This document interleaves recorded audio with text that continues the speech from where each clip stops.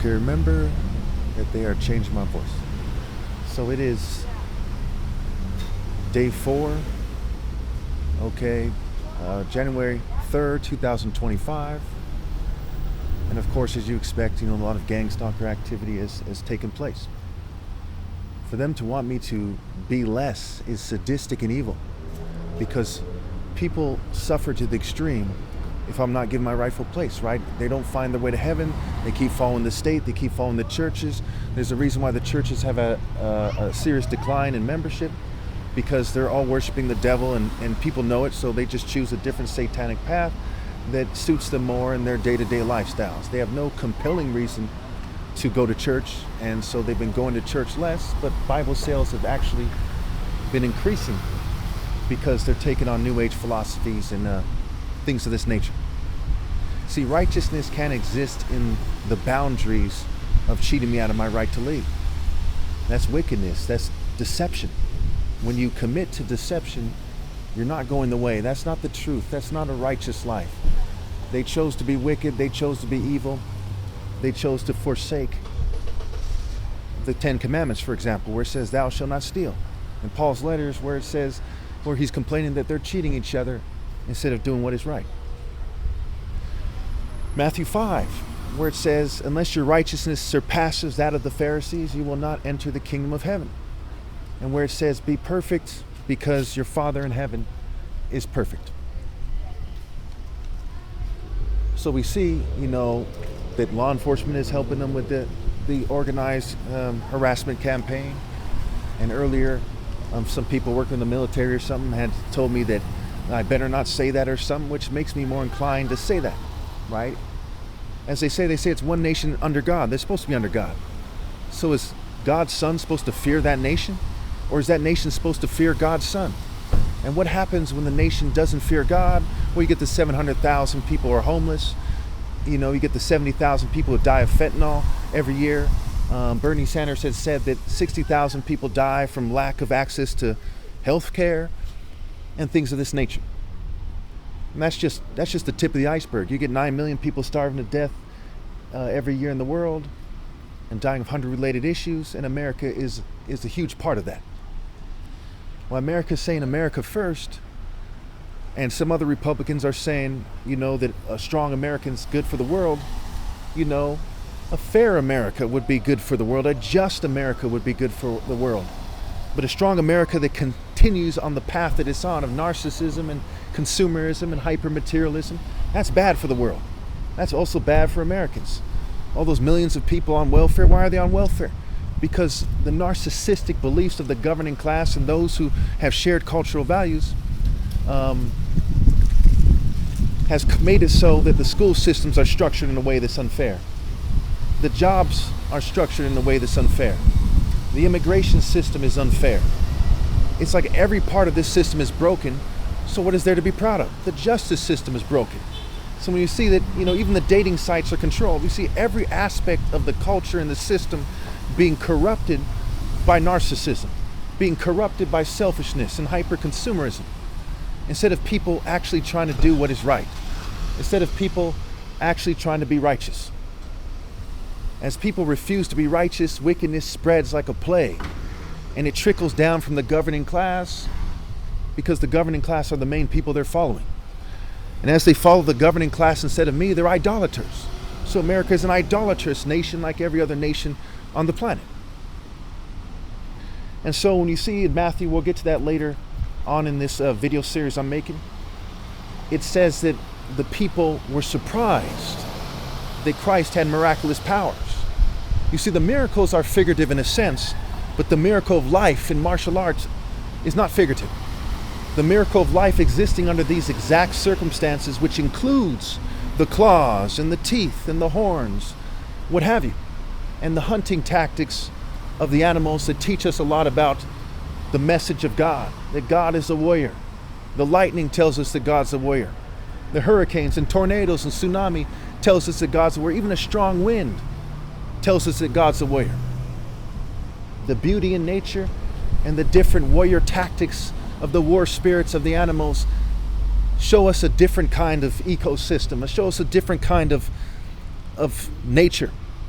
when we look carefully, with Falcon Vision, for example, when I look at it as the top martial arts ever possible, and they try to change my voice and try to make it so I sound unsure of myself. Of course I am, the facts are there. Speaking of facts, you gotta admit that 1 + 1 = 2 in basic arithmetic, okay, to kind of get to the next point. So they deny the deeper implications of my top martial arts challenge. They're denying the obvious facts here. It also comes with a certain right to say that I'm more insightful than others, that I'm more disciplined than others, that I'm more deserving of leadership, because nature has pointed to me, God has pointed to me. And you got to put a lamp on its stand so that people don't follow darkness. If the blind lead the blind, they both fall into a pit, is what the Bible says. And that is clearly what's going on. We see the earth sinking, never to rise again, because after my flesh dies, there'll be no way for them to be righteous. So they'll just be wicked.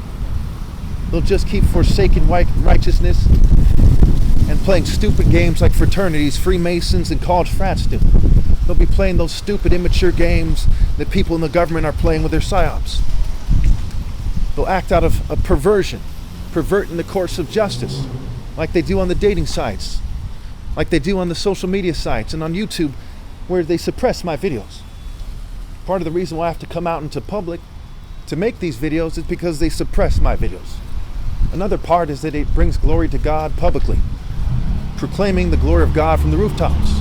But to proclaim the glory of God, you have to tell the truth about God, and you have to first remove the log from your own eye. How can you proclaim the glory of God, which is an attempt to remove the speck from your brother's eye, among other things, if you're not telling the truth, if you haven't removed the log from your own eye? See, you're allowed to judge as long as you judge correctly. Jesus is a character in the story, gives the order to stop judging by mere appearances and to judge correctly. So the order is to judge. The command is to judge. And how do you love your neighbor unless you try to help them? And how do you help them unless you judge? But you have people these days saying, don't judge. You have people these days conforming to the world order, the secular order of the governing class, and all of its extreme perversion. So I'm going to make this video short here because of this wind. I don't know how much it's going to mess up the video. And, it was important to say those things and to say this here. It was raining today earlier. That's why the ground is wet, what have you. It's just stopped raining for maybe like an hour or so. I've been uploading videos for like 3 hours. I should have been able to upload them all in like half an hour. And, they've been doing a lot of funny business there. And again, I'm very blessed to be persecuted for righteousness' sake while other people shrink to fit. And I don't say this to bash them or to bring them down. I say this to first and foremost do God's work. And then on the off chance that they'll learn from their mistakes and that they'll scramble to do what's right instead of accepting a life that isn't worthwhile, a life where they don't do what's right. You've got to do what's right to truly achieve a worthwhile life. You've got to do what's right with all your heart. That's what it means to love God with all your heart, is to do what is right with all your heart. That's why it says that which you didn't do for the least of my brethren, you didn't do for me. Okay, so when you didn't love people by telling them the truth and pointing them to me, you didn't do for God. You didn't do for me, Christ, the Christos. You see, Marshall is marital scrambled, and I, Christ, and the bridegroom, the top martial artist ever possible. And so when I tell people this, some people might be like, why do you keep going into different cities, Santa Cruz, Gilroy, San Jose, where have you? Why do you keep going there and telling them that? Because that's me doing for the least of my brethren. That's me doing for the rebels, trying to get them to obey God before it's too late. When I tell them the truths that they don't want to hear, like they shouldn't reproduce in this evil world where there's no way to do God's work after my flesh dies, and they're hacking your brain with technologies, and there's fumes in the air, and the poisons that make you unnatural with all these different products and all these different, you might call them governing class operations that are taking place with the corporations and the military and the police and the government, what have you. They don't want to admit that to themselves. And one of the most horrifying things to see these days, so to speak, because I'm not scared of anything but God, is a newborn baby. Knowing that that baby is destined to a life where almost certainly they'll never know me because my flesh will be dead by then, and that they'll be hopelessly at the mercy of the New World Order, so to speak. Ultimately, God allowing it to proceed because generational injustice is answered by generational punishments and curses. That's why we see at the part in the Bible, one of these parts in Matthew, we'll go over that later in the series, probably in Santa Cruz, where it says that, that they chose Barabbas, right? And they said, let his blood be on us and our children. They said, by their actions is what it's getting at, to let the blood of Christ be on them and their children and their children. So that newborn baby is being victimized by its parents, because the actions of the world right now are saying, let my blood be on them and their children, their offspring, until they go extinct.